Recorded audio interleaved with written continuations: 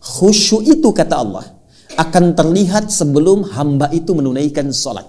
Jadi khusyuk dibagi 3 prosesnya, ya, pra sholat, sedang sholat, pasca sholat. Jadi khusyuk dimulai sebelum sholat, akan terlihat ciri orang khusyuk itu. Bagaimana cirinya? Alladzina yadhunnuna annahum mulaqu rabbihim. Orang khusyuk itu saat akan sholat, dia sudah bersiap-siap merasakan akan menghadap kepada Rabbnya. Rabb itu tingkat tertinggi yang memberikan segala dalam berkehidupan. Kebutuhan, perhatian, perawatan, salah dimaafkan, dosa diampuni. Anda punya pimpinan, hierarkinya tertinggi. Ketika akan menghadap pimpinan, tampilannya beda kan? Anda dipanggil presiden, menghadap ke istana. Apakah akan menggunakan pakaian biasa? Tidak. Pasti akan dandan kan? Rapi kan? Makanya orang khusyuk itu kata Al-Quran akan menghadap Allah, sudah merasakan yang tertinggi yang memberikan segalanya untuk saya. Maka dia siapkan dari penampilannya pun beda. Quran surah ke-7 Al-A'raf ayat 31. Ya bani Adam khudhu zinatakum 'inda kulli masjid. Hai anak cucu Adam, kalau sudah tiba panggilan dari masjid, Allahu Akbar, kenakan pakaian terbaiknya. Orang khusyuk itu dari pakaiannya kelihatan. Dia siapkan yang paling baik. Tidak harus mewah, yang paling baik, yang paling layak, yang paling nyaman. Dia siapkan wangian untuk laki-laki. Ya, dia usahakan mendapatkan yang maksimal. Dari mulai berpakaian sudah kelihatan. Yang kedua, wa annahum ilaihi raji'un.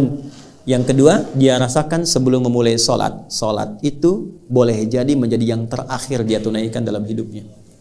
Jadi kalau pengen khusyuk, tips yang kedua, rasakan saat akan sholat. Boleh jadi ini adalah sholat yang terakhir yang akan ditunaikan. Makanya Nabi sebelum sholat sering mengatakan, Sallu sholatan muwadda. Kata Nabi, sholatlah kalian sekarang seperti sholat perpisahan. Bapak Asep ada di sini? Asep ada? Kalau ada saya ganti ya. Nah, ini pasti nggak ada nih. Cepi ada? Hah? Ada? Nggak ada ya? Baik. Pak Cepi dipanggil Allah, apa artinya? Tinggal kan? Makanya ujungnya wa annahum ilaihi raji'un, ujung 46. Wa annahum ilaihi raji'un. Baik, azan itu artinya apa? Panggilan. Panggilan dari siapa?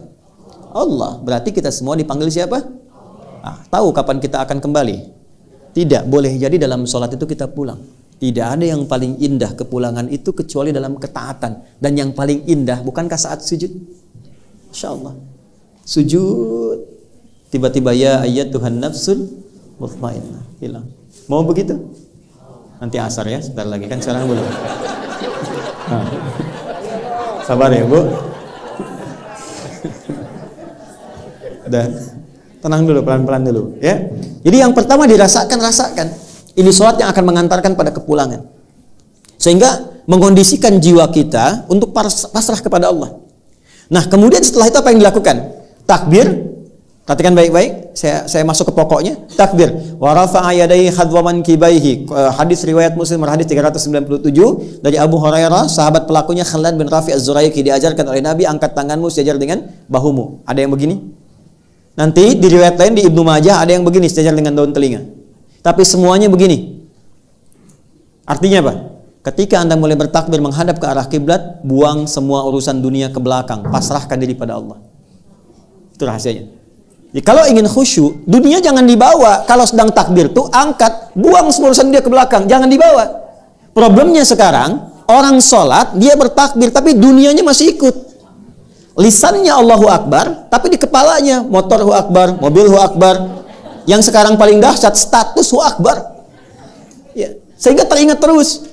Ada yang tega membatalkan hubungannya dengan Allah hanya untuk meneruskan hubungan dengan makhluk. Allahu Akbar, tang ting tung ting tang ting tung. Halo?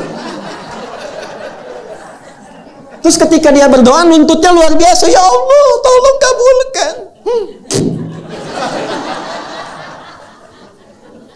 Angkat, buang ke belakang.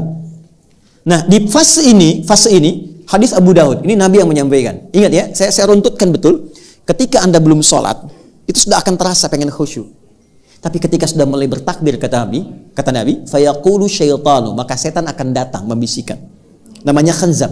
Udhkur kada, ingat ini, ingat itu. Anda sekhusyuk apapun, kalau sebelum sholat, itu kuat. Tapi setelah bertakbir, bisa muncul di kepala itu. Nah, itu setan mulai bekerja. Hatta, hadisnya teruskan, hatta la yash'ura al-musalli kam rak'atan yusalli, sampai ada orang sholat lupa berapa rakaat sedang menunaikan sholatnya. Itu hadis. Itu hadis. Ya. Kalau nggak percaya, nanti sholat asar ketika Anda takbir, bahkan kalimat itu akan diulang. Akan ada yang membisikkan di telinga Anda, itu setan. Itu setan itu yang membisikkan itu. Sudah mulai muncul. Untuk mencegah itu caranya bagaimana? Pindah ke Quran surah 29 ayat 45. Ini yang tadi saya tuliskan. Saya yakin Anda tengahnya hafal, tapi awalnya jarang dibaca, itu problemnya. Saya cek ya, tengahnya pasti hafal. Innas salata tanha. Tuh. Yakin saya. Coba baca awal ayatnya. Tuh. Padahal innas salata tanha 'anil fahsya'i wal munkar itu hasilnya, kuncinya awalnya. Utlu ma uhiya ilaika minal kitab wa aqimis shalah. Itu awal ayatnya. Utlu secara cepat karena waktunya terbatas, dari kata tilawah. Ada qiraah, ada tilawah. Kalau qiraah cuma baca, secara umum maknanya membaca tidak menuntut pemahaman. Itu qiraah. Orangnya disebut qari. Kalau Anda ada acara, ada pembaca Quran disebut qari kan? Kan dia cuma baca kan? Tidak menerjemahkan kan? Baik, tapi kalau bacaan itu menuntut kita untuk memahami dan mengamalkan apa yang dipahami, itu namanya tilawah. Karena itu biasanya kalau ada qari baca, di sampingnya ada penerjemah untuk memahamkan. Siapa namanya? Seni tilawah. Mungkin boleh jadi waktu itu yang pertama kali tilawah Bu Sari. Makanya Sari tilawah. Kalau Pak Heri maka menjadi Heri tilawah. Karena bahasa Arabnya cukup tilawah, nggak ada sarinya gitu. Asalnya begitu. Tilawah itu artinya baca, pahami, amalkan. Rumusnya kata Quran, kalau baca saja iqra, kalau pahami, amalkan utslu. Maka ayat yang mengatakan, hei sebelum sholat, pelajari dulu semua bacaan sholat.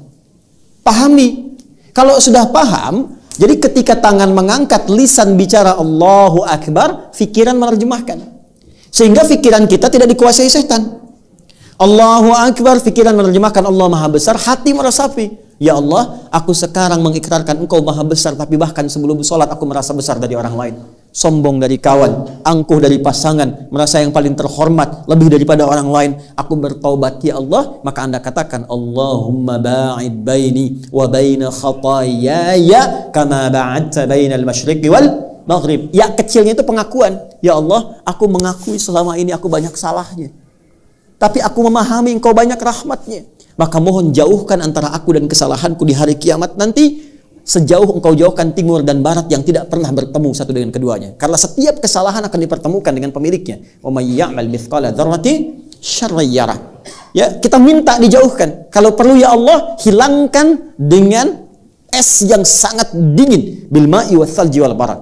Atau kita katakan wajjahtu wajhiya lilladzi fataras samawati wal arda hanifan muslima wa ma ana minal inna salati wa nusuki wa mahyaya lillahi rabbil la syarika lahu wa bidzalika umirtu wa ana minal muslimin. Itu dalam sekali.